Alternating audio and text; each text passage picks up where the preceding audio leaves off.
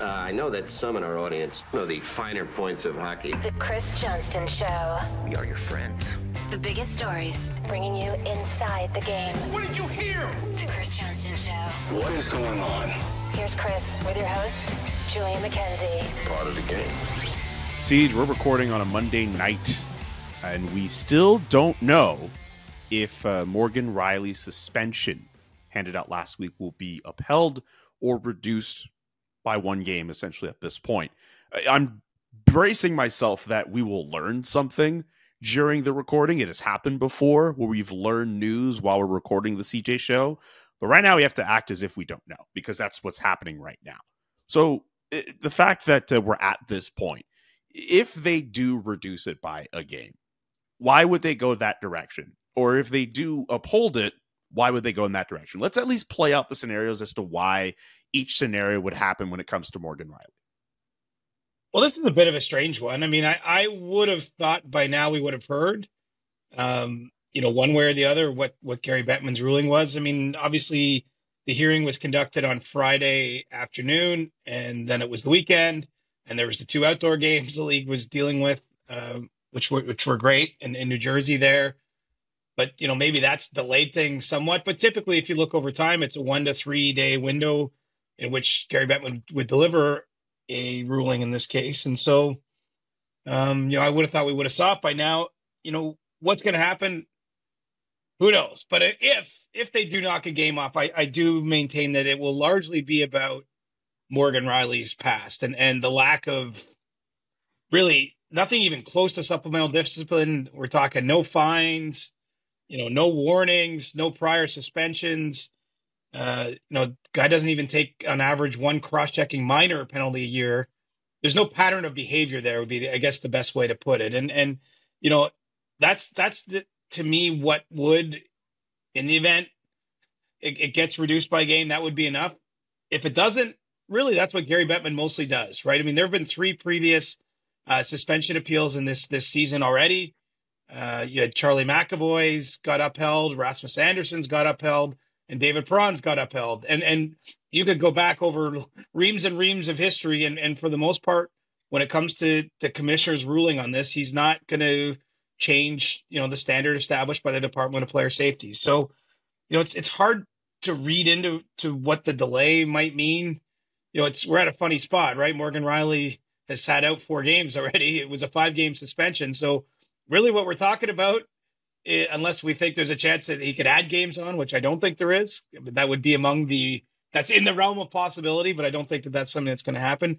Will Morgan Rielly play Wednesday in Arizona for the Leafs or not is really what the question's down to. And, somewhat incredibly, the Leafs have won all 4 games without him in the lineup, but, they are very much a depleted blue line. He's their top player in terms of minutes. And while they have won these games, I don't think you'd argue that they're better without him in the lineup. And so, reasonably big stakes for them, but the temperature has gone down around this whole thing, in part because, time has done its thing.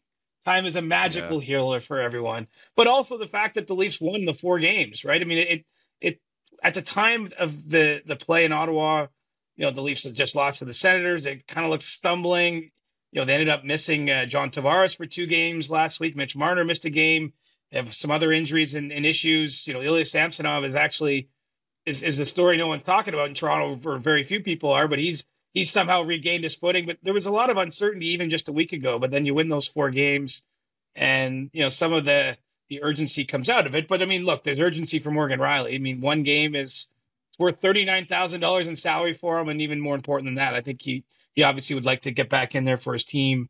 The Leafs used a defenseman by the name of Marshall Rifai on Monday afternoon in St. Louis. He was the 11th different defenseman the team's used this season. So, the Leafs' depth is being tested big time with him out of the lineup, and we just kind of have to see what the commissioner rules. I know we're in different tax brackets compared to Morgan Rielly, but if you were told that you were able to save $39,000, how would you feel? Dude, are you kidding? You could do a you could we just passed Valentine's Day, but I don't know, there's some other gift giving holidays coming up. You could really do some nice shopping with that money rather than sending it to the the player assistance fund that the money goes to when players are suspended. Come on, it is a lot of money, and even for the money these guys make, when you think of when they transition to careers after their playing days, you had to spend a lot of hours working for that kind of money when you enter the other the world on the other side of professional athletics. So. I remember when Nazem Kadri was a Leaf and I was covering the team on a day-to-day basis, I had totaled up all the money he paid in fines and suspensions and the like. And I think it was over $500,000. I was like, oh my goodness, Naz. I mean, that's like a couple of years worth of work on the other, like in real life on the other side or more. But I mean, it's hard for any of us to imagine what that would be like. But yeah, I think you'd appreciate that money back if you're Morgan Rielly. For sure. Bold prediction from me, and we'll put air quotes on bold. I'll say the suspension is upheld, and Rielly will just miss one more game, and then things will be back to normal. I don't know if you have a prediction on it, or if you're just going to stay neutral, but I'll just say that it gets upheld. And if I'm wrong, I'm wrong. Won't be the first time. I honestly just don't have a good feeling for it. I mean, you're betting like or not betting, but you're predicting on basically the safe side of this. I mean, I don't have the exact numbers. I actually tried to get them, but it's a very, very small percentage of suspensions that are ever reduced by the commissioner. The closest comparable, and I mentioned before, was the Jason Spezza situation. And if you read through that ruling, I mean, it's pretty clear. Basically, Bettman's like, Jason Spezza, what you did was brutal. You need a guy in the head. There was an injury there. You gave a concussion to Neil Pionk in that case of Winnipeg. Pionk only missed 3 games. I say only, but he sat out. He had to miss 3 games with his injury. By the time the appeal was making the ruling, it's basically like, look, what you did was awful, but you have 1,300 games and 19 seasons of example where you've never done that. So I'm basically going to call this an aberration. And I think by giving you 4 games right now, you're never going to do it again. And look, Jason Spezza never did anything close to that again. That's the only way I see this happening for Rielly. And it's not as long a track record, but it's 11 seasons. It's more than 800 games. We're talking about a guy that's got Lady Bing boats in the past. He didn't take his first minor penalty this season until January 14th, 41 games into the year.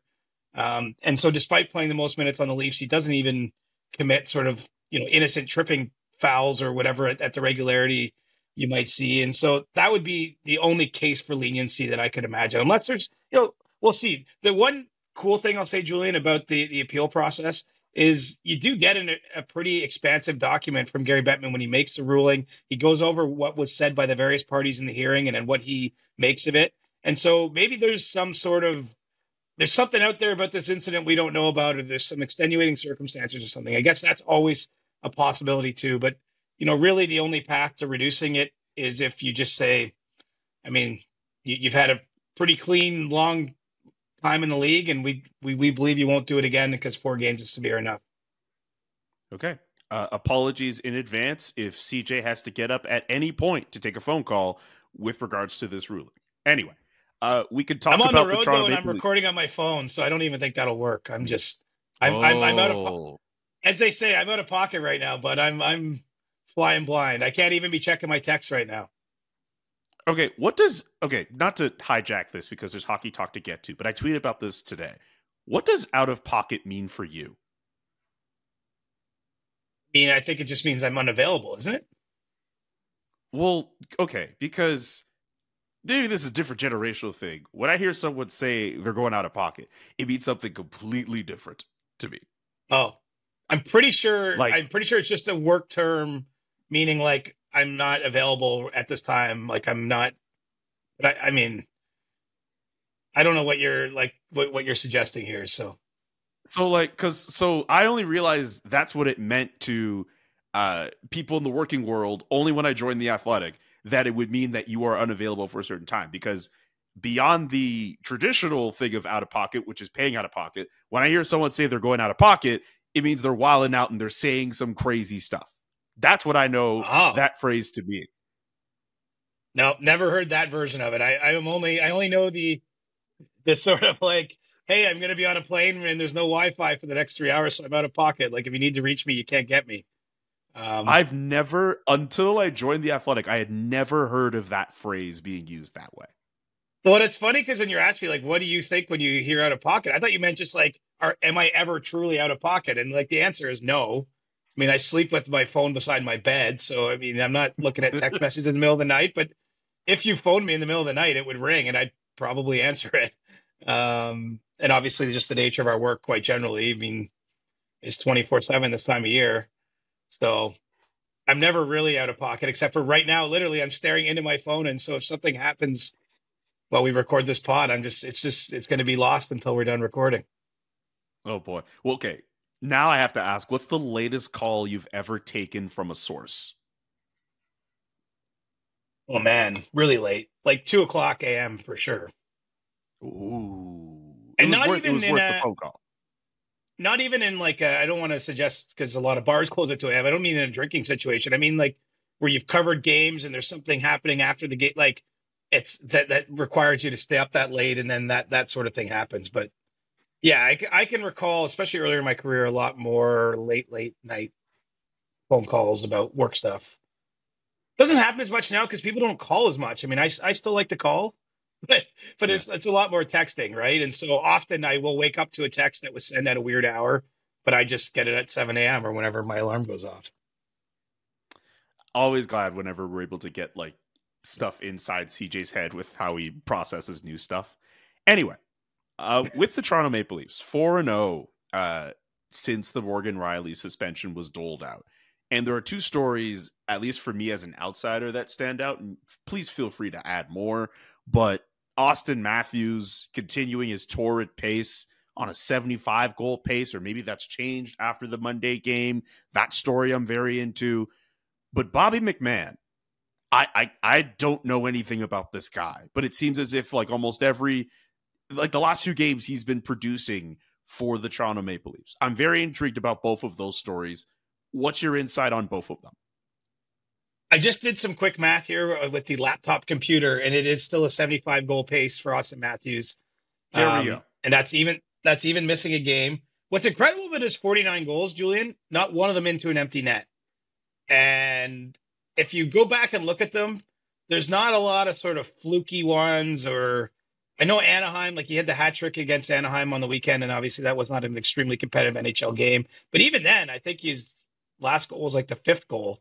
Like he's not scoring the 9th goal in 9-1 wins. I know they all count and empty net goals count. I'm not trying to, this is not actually to launch a debate about that. It's more to actually spotlight that this totally has is like outrageous.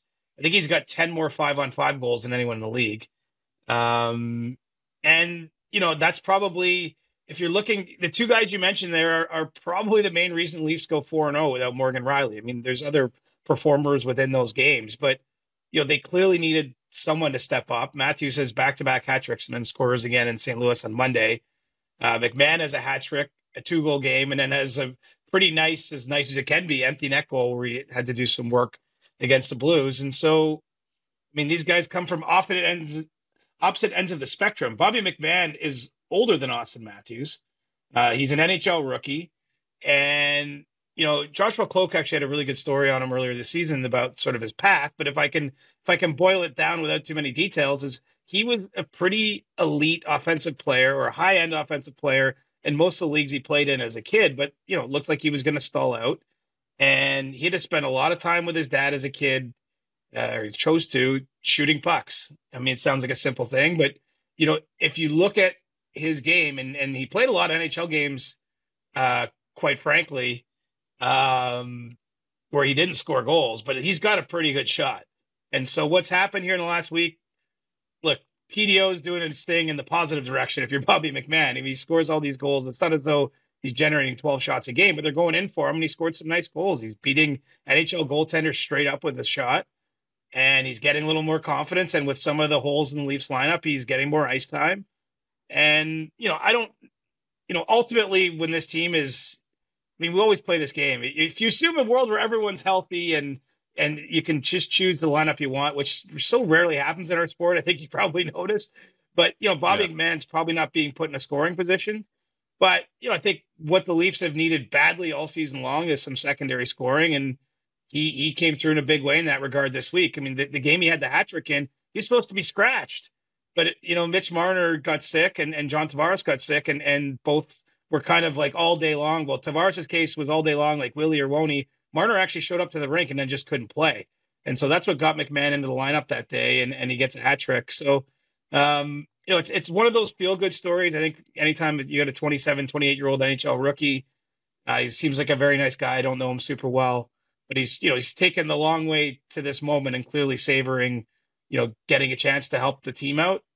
I mean, it's a good story. He was up last year too with the Leafs a little bit and suffered an injury, missed, the back half of the season, and, wasn't talked about a lot in the summer when you're projecting forward the roster. Like, no one was giving him a roster spot. So he's had to kind of earn it the whole way through here. And again, I don't know what kind of long-term score he'll be in the NHL. I think a lot of that will be, how he's used. The key for him is finding a way to be able to do other things in the lineup that keep him there consistently. And then obviously when he gets his looks, he does have the kind of shot where he can score some goals. But on a team like the Leafs, there's just not a lot of power play minutes up for grabs or some of those other opportunities to put up offensive numbers. But he's had a big week, and I think it comes at the right time because there's an alternate universe where we're having almost like an emergency what the hell is going to happen in Toronto pod, but they go 4-0 without Rielly and all those other absences, and that's what a team has to do to make the playoffs, for one, but also to just calm things down at a time it really wasn't that calm a week ago. I'm glad you titled it that. Like, what the hell is going to happen with the Toronto Maple Leafs? That's probably a good podcast. I think a small section of our fan base would respond positively to such a podcast if we had it. Well, and they should be feeling good too. I mean, this is like, nobody knows what's going to happen this season, right? I mean, on this day, we saw the top team in the league, the Vancouver Canucks, give up 7 goals in the third period of a game in Minnesota. Now, 2 of them were into an empty net, but even still, I would say I didn't have that on the scorecard. You were at the game in Calgary today where Sean Monahan scores a hat trick in the first period for Winnipeg, and yet the Flames come out on top in that game. I mean, it's a league. It's still a league of a little bit of unpredictability. I think we might get into this a bit if we get into the trade talk stuff, but there's still so many teams. As much as we do want to sort of discount teams or say, okay, this team has to sell, like, especially in the West, like, there's so many teams that are just right there on the cusp of wild card spots, which I think can complicate some decisions. And I think at the top of the league, or the Leafs are maybe not quite at the top, and maybe the next tier of teams, you just have to stay in the fight and get to the best level you can. I mean, I mentioned Samsonov earlier. He's come back. I think he's won 7 of his last 8 starts. He's passed through waivers, had a week away, sort of a mental break from the team.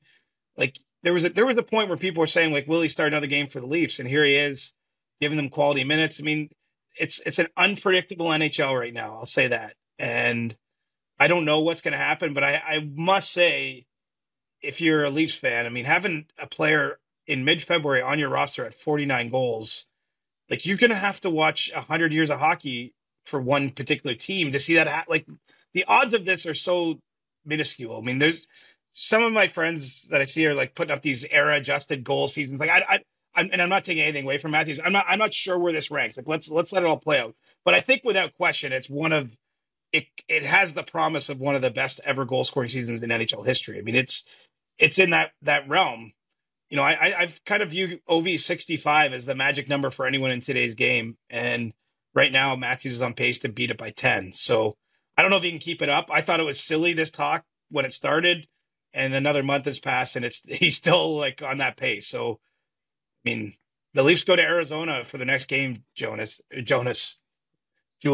Sorry, I had a Jonas Siegel. I see the similarities between me and Beanie Siegel. Absolutely. If I could explain that for anyone who wonders how I made that mistake, I was talking to Jonas because he's got a story coming out. He's going to Arizona for the game, and I just had like a brain melt. But think about if you're Auston Matthews growing up in Arizona, Matthew Nyes, his line mate, also a native Arizonan, and you got a chance to score 50 there. I mean, that'll be a pretty cool scene for him if he's able to do it, although it will be at Mullet Arena. Not maybe the venue you anticipate, but let's not open that can of worms. What about the college kids who are going to be there? Get to see a potential 50-goal scorer in the building. It's got to be fun for those people. We're going to act like there's not going to be any Leafs fans traveling to Arizona to watch this game. It'll be special. No, of course. And obviously Austin's parents will be there. I'm sure he's got tons of family and friends and the like. And same for Matthew Nyes. I think he said he's got 50 or 60 people coming. So you do the math, that's 60 out of like 5,000. He's got a chunk of, 1% of the crowd is there to just watch Matthew Nyes. So, Yeah, it'll be cool. But I'm just saying there's still some special things brewing in that season, even as weird as it's been, as many twists and turns as it's already had. And we haven't even got to the deadline yet and had a chance to see what moves Brad Treliving might have up his sleeve. This episode of the Chris Johnston Show is brought to you by Liquid IV. Whether you're staying up late, yelling at the TV with your friends, watching the game, or just hanging out, going to a bar or establishment of your choice that you happen to enjoy frequenting on a Saturday night, you have to be prepared for that hydration Monday. We all know how Sundays can get, but that Monday when you're back at it at work, you need something to get you going, and Liquid IV can help you out with that. Whether you're taking in the white peach flavor, the grape flavor, lemon lime, they have a whole assortment of flavors at your disposal, and they keep you hydrated. All you need is one stick, literally just something that looks like this, 16 ounces of water. It's better than water alone when it comes to hydration. 3 times the electrolytes over the leading sports drink, no artificial sweeteners, 8 vitamins and minerals, and non-GMO and free from gluten, dairy, and soy. It's perfect. It's great. Weekends are for going wild. Have a game plan for Monday with Liquid IV. Grab your Liquid IV Hydration Multiplier sugar-free in bulk nationwide at Costco or get 20% off your first order when you go to liquidiv.com and use code Johnston at checkout. That's 20% off your first order when you shop Superior Hydration today using promo code Johnston at liquidiv.com. You mentioned trade talk a couple minutes ago, and I know we kind of touched on this in the last episode we did with regards to who was in attendance for a Flames game involving the Devils. But what do you think of this time of year where people like myself look at the sheet of who's going to be in attendance of these games, and there are all these scouts and all these teams represented, and depending on the name, you're like, oh, that person looks very high and important. Oh, that's a team's GM. How do you feel about the reporting of scouts and personnel that attend these games at this time of year and how much we focus on that? Well, I'd say it amuses me. It doesn't bother me, but it amuses me. Like, I do laugh when, a reporter in any given city, today there was one in Buffalo, and then, the reporters there are just doing their jobs. Like, I'm not, but, they'll say Steve Staios, the Senators GM, is here, today watching Sabres and Ducks. And then it sends like 3 different fan bases coming up with like what the trades could be. Because like, I must say, there's usually a bit more nuance. Like sometimes there's all kinds of reasons that Steve Staios might have been there, or any other general manager that aren't directly related to him making a trade with one of those teams. If I could do like a short form of how do you interpret those sort of lists with the most idea of probability, there's 2 things I'd say to look for. One is if there's a relatively high-ranking member of a team, it doesn't have to be the GM, could be an assistant GM or director of player personnel, that follows a team to multiple games in a row. Like, and it's not in a market where he or she normally watches games necessarily. Because you have to remember, scouts are paid to scout games, and I'm not being sarcastic. They live a certain place. Like there's a group of scouts that live in, say, Southern Ontario, so they go to a lot of games in Toronto, HL and NHL games. They go to Buffalo. Maybe they see the Ottawa, Montreal legs. And so like Pittsburgh, point is like, if those scouts are there, I just sort of say, hey, that's them doing their job. They're staying close to home or what have you. But if you see one particular relatively high ranking person go to multiple games, and that's hard because if you're not traveling with the team or you don't see that info on Twitter, it's hard to piece it together. That usually tips you off though. Because I do know when teams are looking at a specific, player, maybe group of players on a certain team, like they'll often do that. The other one I'll say that always gets my attention, and there can be some reasons for this, but if you see like 3 scouts from one team at a game or 4 or whatever, I mean, again, that could be the result that there was a meeting and then they just were like, hey, let's go to the game while we're having this meeting. But especially this close to the trade deadline, to me, that's a sign that they're getting eyeballs and a lot of eyeballs on one player or maybe a group of players, that they're choosing between. And so for me, it's like GM being at a random game. I think it's too simple to say that's an automatic trade. And just, and we're all doing, like, we see this. I'm not being critical of any of our colleagues, but like when you just tweet out, like 10 teams are at this game and it's 1 from 10 teams, like that's, you're not getting like that's the empty calories. Like that's not telling you much. But the two things to look for: a group from one random team at a game, that might tell you something. And certainly if you see someone following a team around, like that's what I always like to look for. So there's That's some a really that, good you know explainer. what's funny? You know what's funny though? Really, if the high level takeaway here is there is some value to that information. It's just like how you interpret it, is important. And I think that too often it's just like you get one scout is in this game and then everybody has like 10 trade proposals, but it's not quite that simple, but it's also not completely random, especially this close to the deadline. I will say, October, November, December, don't pay a ton of attention to that. But, we're 2.5 weeks out at this point. There haven't been a lot of moves. There happened to be 3 Vegas scouts at that same Buffalo game today with Anaheim. Like, to me, and I'm not saying I don't know what that's all about, but that to me is like, okay, that's interesting. That could tell us something. What might they be looking at? Where are the fits? And that's worthy of breaking down more than, one random GM being at a certain game. That's a really good explainer. I'll tell you, I'll give you one more example before we move off this. Please. Every once in a while, a random GM is, say, been at a Leafs game and it's someone I know. And so, they come in the press box and go, oh, I didn't expect to see you here, GM X. And then that person will be like, oh, yeah, our top prospect is in the OHL. And so I was coming to see him play. And then I just figured I'd catch this game on the way. Like, that's the sort of thing that can be happening sometimes. It's like, so it would be silly to be like, oh, all of a sudden, whatever. I'm not going to put any the names on that. But like that sort of thing, that is a typical interaction. That's why I'm saying beware of one random GM in a place thinking that means a trade's coming. I can imagine too. I mean, just as a random thought, like the bean pot just took place in Boston. Maybe you had a guy who is on one of those teams, or you're scouting a player, and you just so happen to just stick around for a Boston Bruins game that week. Exactly. Do you remember the story when the Leafs traded for Dion Phaneuf, which was a pretty big blockbuster at the time?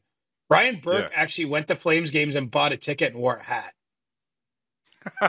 when he was like, before that, true story. So that would be the other one, but I've never had this happen. But if you bump into a rival GM in the stands in a hat trying to be incognito, that might be a good tip. That might be a good tip that something's going on. But I don't know how often that happens, because as I say, I heard about that in reverse.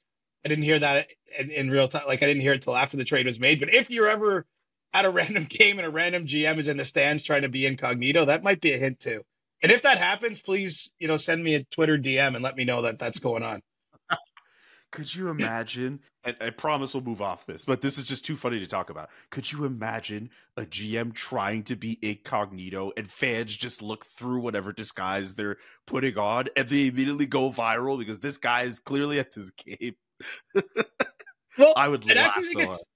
It would be harder for someone like Brian Burke, who's obviously always been a big personality, been in front of the cameras a lot, but there's a lot of GMs in the league that are kind of anonymous, that they aren't maybe former star players themselves. They're in smaller markets, that they could get away with some degree of that in certain other places. I think you could pull it off. I'm surprised Brian Burke could pull it off, though. I remember when I was a Syracuse Crunch intern, there was a game.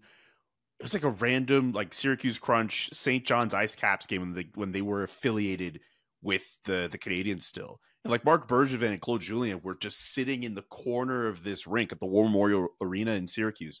And you could tell that they were trying to just not be seen, just sitting in this random corner. But eventually fans realized who they were, and people actually went up to them and were asking for autographs. I remember that vividly. They just be wow, they tried to hide, but they're clearly there watching their affiliate. Anyone who's been to that building in Syracuse, there's nowhere to hide in there. It's a cool old building, but there's no private boxes or backstage. I mean, there actually is a stage, but there's nowhere to hide. If you're at the game, you're at the game. Oh yeah, and watch your head when you're trying to walk through the press box as well. It can. Anyway, let's go to Pittsburgh.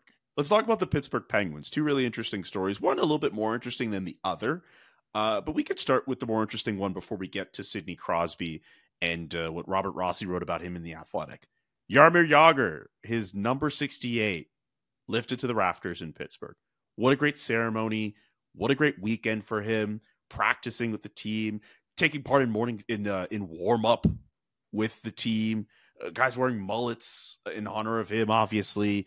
What a great time. What a great way to celebrate one of the greatest players to have ever played the game, let alone one of the greatest Pittsburgh Penguins to have ever put on a jersey. What did you think of the ceremony? Well, it was pretty awesome. And I think it's important to underline how long coming that was. You know, it's been like 20 years plus since Jaromir Jagr played in Pittsburgh. Obviously went on and played for 7 other NHL teams, played in the KHL. Now he's playing in back in the Czech league at home. Like he's been on an odyssey, but that was back to where it all began, at least as in terms of an NHL career. And, you know, it was really neat to see all the old Penguins in town. You know, Ron Francis was there. Obviously, Mario Lemieux, who doesn't make a lot of public appearances these days, was out front and center, and a number of other players. I mean, it was, I loved it. I loved that Jagr got into it and skated with the team and everything too. I mean, it's hard to deny how cool that is. I mean, did you see the vid with the sound where Chris Letang comes up to him and they're skating around the ice and he's like, I wore 68 as a kid because of you. And I wear 58 in the NHL because I got to Pittsburgh. I couldn't put on 68, Amazing. even though his number wasn't retired.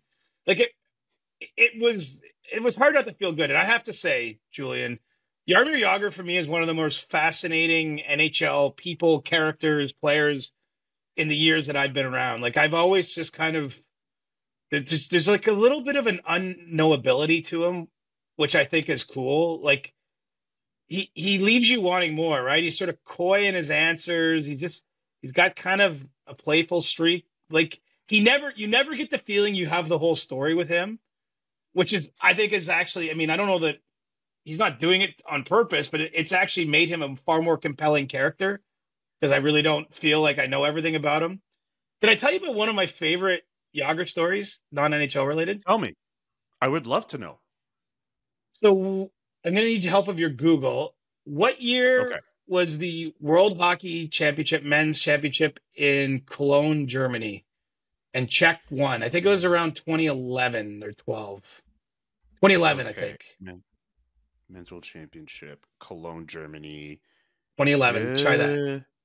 Yeah, let's see if it was 2011. I might not find this right away, but we'll get to this. Here's the story, though. The Czechs only sent 3 or 4 NHL players to that tournament and were big underdogs as a result. And Jagr was there, and they pulled off an upset and won the whole thing. And I actually remember the scene. I was there covering it at the time for the Canadian press. The scene was crazy, like in the sort of mixed zone dressing room area. I remember the president of the country was down there, like having a beer, whatever, like celebrating with the team. Anyway, do our jobs, whatever. The next morning, I go to the airport. I'm flying home, and there's the entire Czech team. And it's no mystery who they are because they're all wearing like jeans and a t-shirt, but they have their sweaters tied around their neck, their waists or whatever, and wearing gold medals. Yeah. And they literally had the trophy up on like a bar, and it was like 9 a.m. ish. But when you're in an airport, there's no first call, last call, and so like it was clear most of those people, those players, hadn't slept and were still in the throes of their party, except for one very distinguished man who most people at hockey would recognize. And there's Jaromir Jagr, and he's just like sipping like an espresso and just like looking. I mean, I'm pretty sure it's well known. I'm pretty sure he basically doesn't drink or has almost never drank in his life. And so he was sort of like presiding over the party, drinking his morning coffee, but he was not in the mix, if you know what I mean. It was so cool to like see him at the airport. And he was the only one, if I recall correctly, that wasn't wearing his jersey. Like he didn't have the Czechia jersey tied around his waist. Like I don't think he was wearing his gold medal. He was like, it's like he'd been there before, right? But anyway, good memory. I guess this is all to say. I just always been sort of fascinated by Jagr. I've had these glimpses. Like I remember once in I can't remember what team he would have been playing for because he played with so many late in his NHL career. But you have to sort of walk by where the visiting team is doing stretches if you're going up to the media elevator in Toronto. And I walked by him, and I was wearing a green tie, and he just stopped me. He goes, "Did it say Patrick's Day?" And I'm like, "No, I'm just wearing. I mean, I just wearing a green tie." He's like, "Okay." Like there's something about the guy. Like he's got a very playful streak inside, and I thought that this isn't all about this isn't Chris Johnston story hour, but the few times I met Jaromir Jagr, it's just all of that was on display. I thought that's what made it cool. It's like it was a very him weekend from what I could tell, through watching it on social media and all that. And huge part of the Penguins. You got 66 and 68 up there. You're going to have 71 and 87 at minimum up there. Probably 58 too for Letang. I mean, when you're an organization like Pittsburgh, the line of where a jersey gets retired is actually got to be pretty high. It's like, did you get 3 Harts? Because if you didn't get 3 Harts, we're not sure. So I don't know where they'll draw the line from this current batch of Penguins, but that's someone else's problem. We'll leave that to Kyle Dubas and Fenway Sports Group. But it was a cool weekend, and kind of overshadowed by where I think you're taking me next is they get a lead in the game they played against LA after retiring Jagr's jersey, and then they lose 2-1. And the reality of where they're at in the standings is getting harder and harder to ignore. Yeah, for sure. I'll add this. You're thinking of the year 2010 for that World Championship in Cologne, Germany. I had a second point in my head that just mysteriously vanished. So maybe it wasn't that important. But yes, I did want to get to more discussions about where they are in the standings and what that might mean for Jake Guentzel, who's still injured, but also for Sidney Crosby, who says, at least according to Rob Rossi, our good friend at The Athletic, it doesn't seem as if Jake Guentzel and where he ends up will impact his own future with the organization. I mean, the idea of Sidney Crosby playing for another organization, I can't picture that ever happening. Like, he's going to retire as a Pittsburgh Penguin, and if it's otherwise, we're in a parallel universe. There's no way this changes. Oh, wow. Right? I'm less sure of that. I mean, he's made it clear that's important to him, but the guy's playing pretty darn well at age 36. I know we've given him some shine this year, and I'm just saying he's had that kind of season, and they're still, as we record this, 9 points out of a wild card spot. Now they have games in hand. There is a world where they reel off 5 straight wins from this point, and CJ's eating his words next week's pod. But realistically, I think we're starting to get a feel for where that team is at. And so I know he doesn't want to leave Pittsburgh. I know he wants his legacy to be there. But he's a competitive guy. And what happens if he's really good again next year? I mean, Joe Pavelski keeps reeling off these crazy years, 37, 38, 39. I'm not saying, I just feel like the conditions could emerge. They're not here now. That's what I learned from that story from Rob and Sidney, is that he's not even thinking about that. He's not getting involved in the Guentzel thing as an important player in the organization. He's not involved in that and saying, like, don't do it or anything. He's going to let Kyle Dubas do his job. But I don't know. We've seen a lot of athletes play somewhere else. I mean, Patrick Kane is playing for the Detroit Red Wings right now. There was a time I would have never. Right.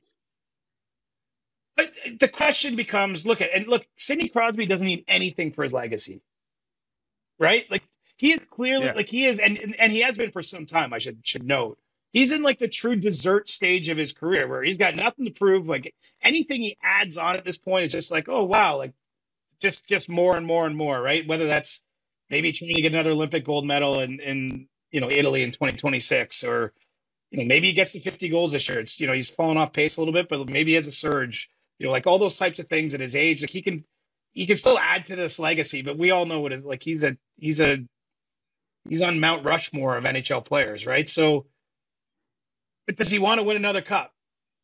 That's my question, because I have a hard time seeing him win that Stanley Cup in Pittsburgh, like a next one. I just don't see. They have so much work to do. They've just not drafted enough because they've been trying to win. They're getting to the end of the road. Anyway, I'm not saying I want to leave a 10% window in my answer where I could see him at some point in a couple years' time, maybe playing somewhere else. I guess it's just like, could you imagine like the New York Rangers win a Stanley Cup and Sidney Crosby is getting the cup, like skating around Madison Square Garden, just celebrating and skating with it? I can't see that. And that would be a nightmare scenario for tons of people in Pittsburgh. Like, but I can't see that in Montreal. But like, are they at a point? I mean, look, saying no to Sidney Crosby on your team. I mean, come on. But I know, but like, they're not that close to winning a Stanley Cup. It would be cool for a legacy thing because he grew up as a big Canadiens fan. But like, I don't know if that would be like a fun. I could totally see that in like a few years where you one of those what ifs where you're like, oh, you know what? Kent Hughes was actually discussing with Kyle Dubas about a Sidney Crosby trade. That's as far as I could see it. But him actually putting on a Canadiens uniform, as fun as that would be for some people, I can't see that happening. No way. He's a pen for life. I don't know. Look, as I say, this is the 10% or less scenario. I'm not. It's far. Yes. I'm with you. And look, he's helped that team win 3 Stanley Cups. But you never know. Sports. Some people forget that Joe Montana didn't finish his career in San Francisco, or there's all kinds of examples. And Joe Montana maybe is a decent comparable, different sport. But he had a lot of success as a 49er and still went and played in Kansas City. So, I can't say how he's going to feel when he gets down to like what might be one last year. Well, maybe he wants to go play with Nathan McKinnon or like, I don't know what the scenario is, but there has to be something out there in the back of your mind. Like, what if? The reason this is actually topical, Julian, and we didn't make this point. He's actually eligible to sign an extension as of July 1st in Pittsburgh. And I imagine he'll do that. But you never know. Look at the organization's like the thing that's giving the organization oxygen is they're trying to squeeze one more out, one more big run, and they tried to do it this year and it's fallen short. And so I don't know where they go next, but I think it's pretty safe to say we're going to see them make a trade or two at the deadline in which they're looking a little bit to the future. I don't think they're blowing it up by any stretch, but they're going to have to get creative and take another run at it next summer in terms of being competitive next year. I still can't see it, but hey, tune back to this pod. I mean, you know what? I just can't see it. Anyway, tune back to this podcast in about 5 months when we debate over the future of longtime Tampa Bay Lightning forward Steven Stamkos. Absolutely. Anyway, I don't have anything new there. Yeah. I've said no. That wasn't me trying to bait you that. Sorry, that wasn't me trying to bait you out of that. It was just funny that we're discussing Sidney Crosby possibly staying his entire career in Pittsburgh or leaving when there was another superstar forward who was in a very similar situation as far as we're concerned. Except his contract's expiring, and exactly. His team, it's had its ups and downs. It's in a wildcard spot, but like that the Lightning could still conceivably win with the sort of pieces they still have in place if it all came together. There's at least, they're in a different phase in Pittsburgh, I think. Absolutely. We have some questions for Ask CJ, but I did want to ask you about the PWHL game you were at Scotiabank Arena involving the PWHL Toronto team. They break an attendance record for most fans at a women's game ever, like even including international games. It seemed like you were enjoying yourself off of the photos you were sending us in the group chat. What did you think of that experience? What did you think of the record being broken? Tell us about your time with the PW. It was unreal, man. It was so cool. I'm in that arena a lot for other events. I mean, it's as lively as I can recall it. And look, it's apples to oranges. I mean, the price point is different. You have a lot of families and kids there for the PWHL Toronto-Montreal game. Obviously, this league is still new. I think there's still just a lot of excitement and curiosity around what it is. And even from the players, like you could see kind of the emotion on their face as they're introduced, as they're sort of soaking it in. It's like it was just a special night. And do you know what's even cool, Julian? This was a total coincidence this happened. But I went to Ottawa on Saturday to see some family, and I went to the PWHL game, Ottawa-Boston, on Saturday afternoon. So I went to 2 games in 18 hours after not having been to one. And, it was obviously a little different. It wasn't the same atmosphere as Scotiabank Arena, but I feel like that league really has some winds behind its sails.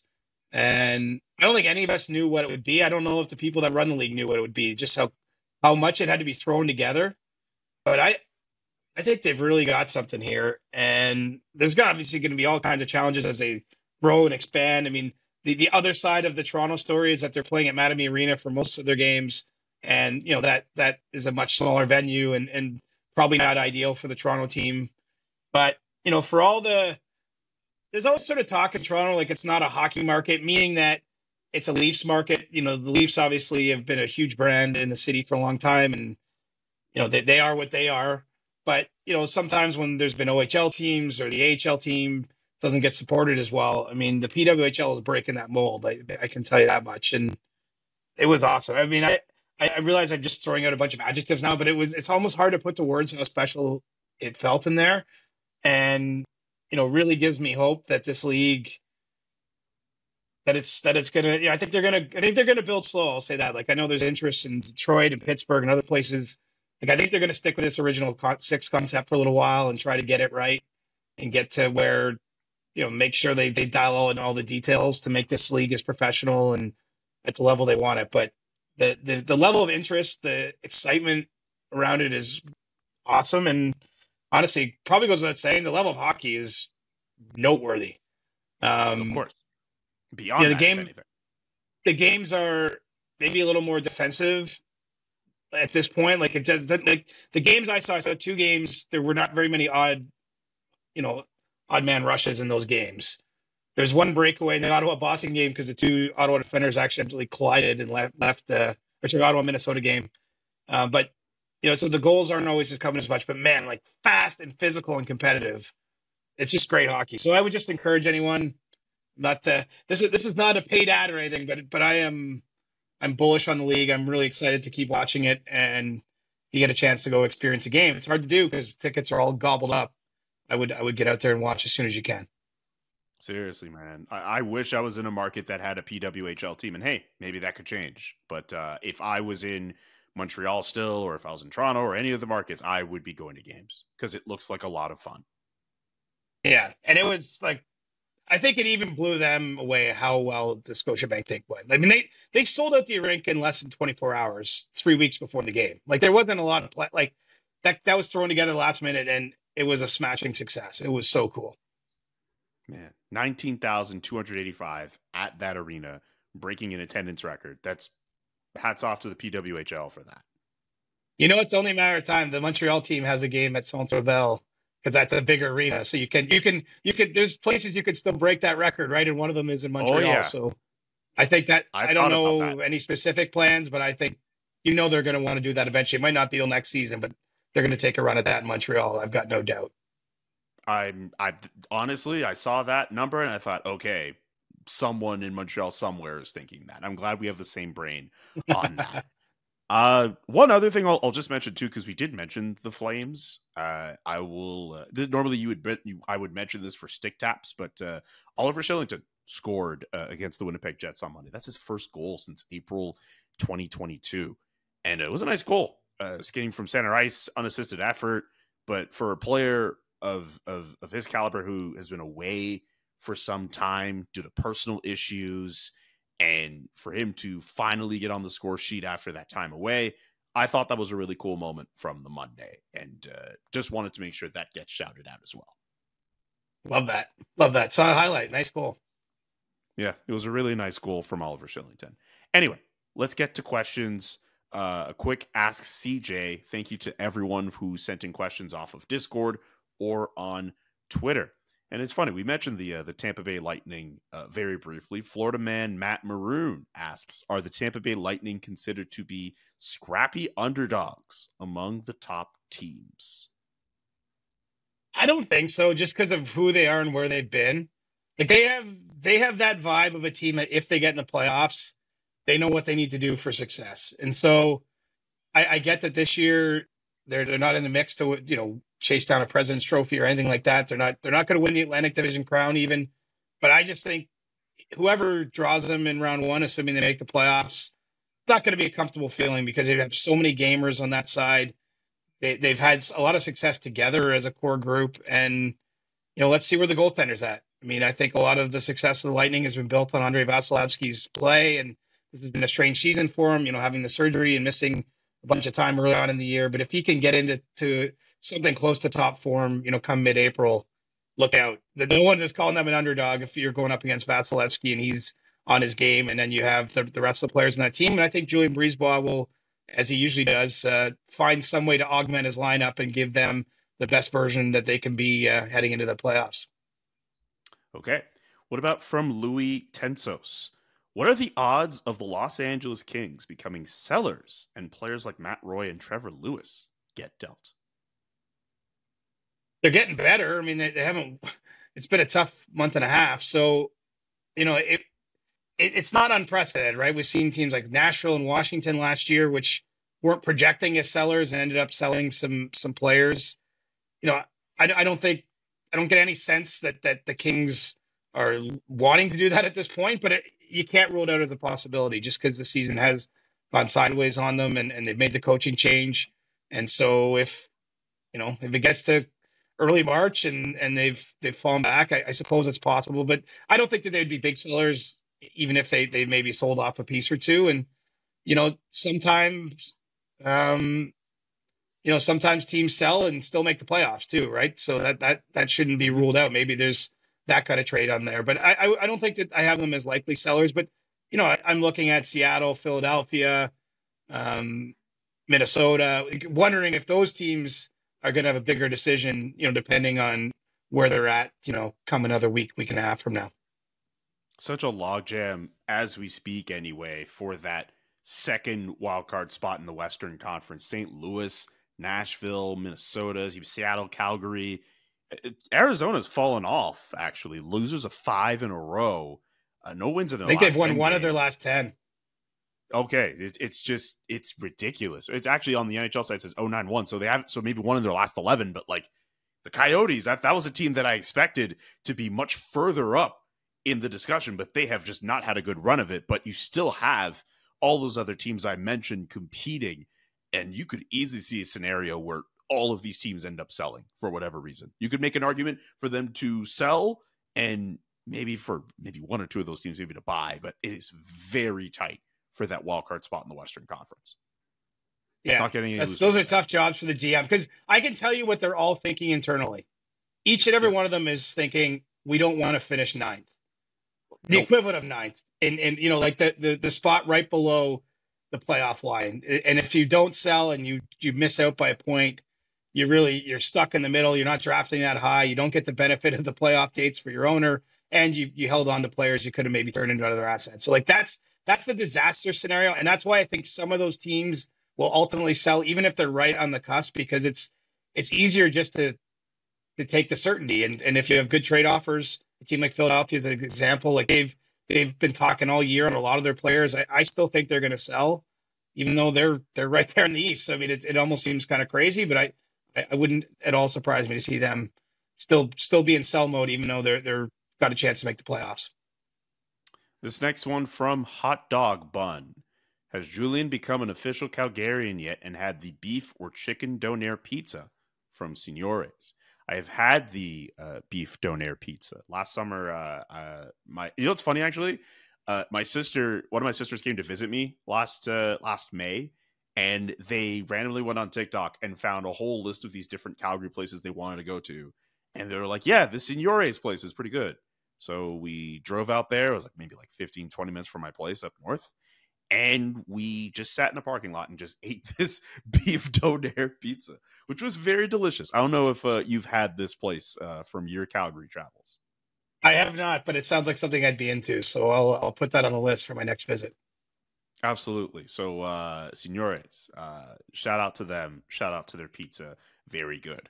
What about from Wyatt McRae? Can we give Bobby McMann the nickname of the McManninator? The McManninator. I don't know. I will say I've got a group text with my buddies, from home, who aren't in our industry, and they're all Leaf fans, and they're talking about how they want to get McMann jerseys. So the McMann stands are out there. I can tell you that much. But I don't know that the McManninator. Well, it does, when you get used to it, it does come off the tongue okay. But I won't be calling him that. Yeah, some people are calling him Mick Matthews because he's scoring the goals, but yeah, I mean, I'm good with McMann. Bobby McMahon. The good side, I will say, the good side of a crazy hockey market is when you have a player like this, it gets all good fun too, right? And they get built up a lot more than someone might not in another market. I realize there's the downside when things don't go well for certain players, but there is also these sort of cult-like hero players that teams that have a big following have, and that's Bobby McMann is getting into, I don't know if cult might be a little strong, but he's getting a pretty big following among the hardcores out there. Trust me, if the Leafs make the playoffs and Bobby McMann scores a big Game 3 goal, if those jerseys weren't flying off the shelves already, you will see Bobby McMann jerseys for a long time in Toronto. I'm telling you, you know this. That's the fun of the playoffs. There's usually unsung heroes on whatever team goes and has a long run. All right, that's going to do it for Ask CJ. Unless you have some random trade tidbit you want to bring up, that's going to do it for the CJ show as well, for our early week edition of our great and amazing show. We'll be back on Thursday. Hopefully Thursday. We know the schedule's been out of whack, but we should be back on Thursday. Things should be back to normal. And you can continue to subscribe to our show, whether on Spotify, Apple, the SDPN YouTube page as well. Subscribe to our Discord for the SDPN. Just get into all the SDPN stuff as much as you can, because this train's not going to stop, especially as we inch closer and closer to the March 8th trade deadline. A lot more fun to come for CJ and myself. Thanks so much for tuning in, everybody. For CJ and Julian, so long.